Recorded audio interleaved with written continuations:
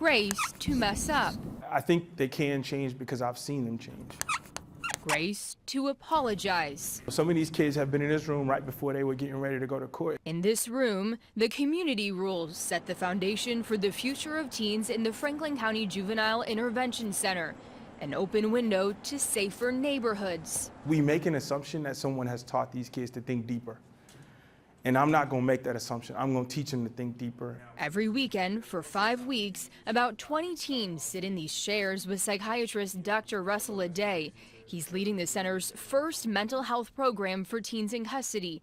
We can't show you them due to the facility's policy. And so it's really about helping them to understand, how do we stop that cycle? Because for some of these kids, it's been their parents, and then their siblings, and then them, right? So they've seen this a lot of times their whole life. How do we stop that? First of all, we got to dig into the mind. We got to think about, how do you make decisions? Decisions to turn to violence brought the teens here. Charges like murder and felony assault. We have youth in here who have already been bound over to adult court. We have youth in here who have pending bindovers. And then we have youth in here who have other higher offenses to where they have assessments that say that they are high risk. Franklin County lead juvenile judge Lasheyl Stroud says the center had 2 sessions of the Inner Words program, working with about 40 teens so far. Mid-January, the facility had 95 youth in its care. We had a young girl who stood right here in a session, and she said, you know, I used to fight, other people would fight because I had an issue with someone, but now I'm thinking, why do I do that? There's no need for me to fight anyone anymore. You can feel anger. Anger is okay. It's a normal emotion for you to have, but like, how do you respond to it? Do you go and do something recklessly? Do you evaluate the people that are around you? Do you do things that are, not in line with what's generally done in your community in order to save yourself or to be healthy? And can you do that brave? Can you do that in a brave manner?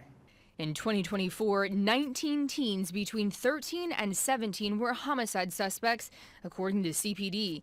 That's compared to 22 homicide suspects in that same age range in both 2023 and 2022.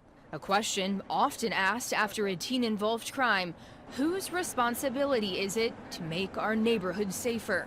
And so this assumption that, oh yeah, all of the parents are in a great condition to really address the issues of their child is wild, because we know that more often than not, a lot of these kids here come from low socioeconomic environments, right? They don't have access to healthy foods. They don't have access to great education. They don't have access to safe environments.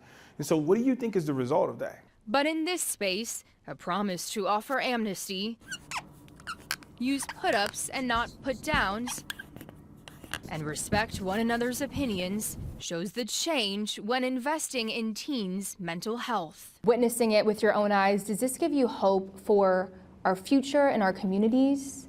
It absolutely gives me hope for the future. That's why I'm here, because I have hope for our future, hope for our community, and hope for the youth. That's why I'm a juvenile court judge, because the whole purpose, the premise of juvenile court is to rehabilitate. So we have to have hope. I'm Isabel Hansen, Fox 28 News.